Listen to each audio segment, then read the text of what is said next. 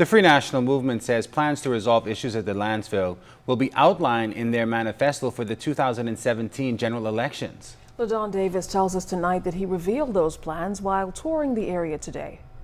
Just hours after a massive fire displaced residents in Jubilee Gardens, F.N.M leader Dr. Hubert Minnis and his team comprising of Tall Pines and Mount Moriah candidates Donald Saunders and Marvin Dames visited the area on Monday to get a first-hand look at a vexing issue he says has been affecting residents and those living in neighboring communities for many years.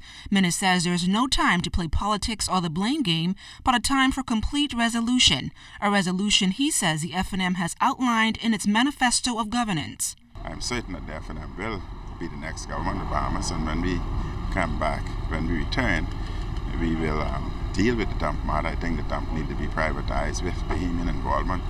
But we cannot look just at the dump.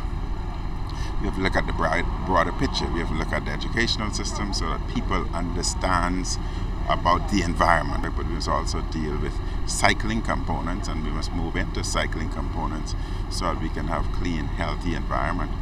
The F.N.M leader also used the opportunity to respond to DNA leader Brandon McCartney, who said in an interview with ZNS News on Sunday that the F.N.M had some $35 million in funding to address the issues at the landfill. That funding would have been not only for New Providence, but would have been to tackle the entire family island in terms of how to deal with garbage collection. And yes, I would be the first to admit that I am not happy with how it was dealt with. I would admit that.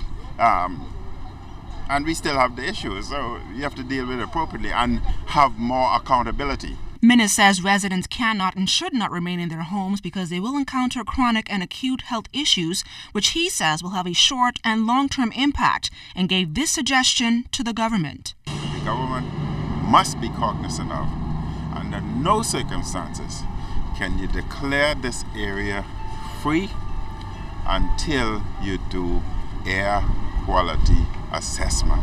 F.N.M candidate for Mount Moriah, Marvin Dames, who also has relatives living in Jubilee Gardens, says he too is concerned about the issues affecting residents in this area.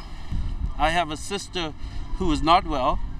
Her son hasn't been well for years, and she was at the epicenter of this. She had fire on her roof, fire under her car. We're going to address this in our constituency plan that we intend to release this coming Sunday.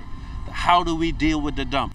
Additionally, the F.N.M leader says he blames both governments for the issues at the landfill and says he will continue to map out strategies that will improve the quality of life for Jubilee Gardens residents. LaDon Davis, ZNS Network News.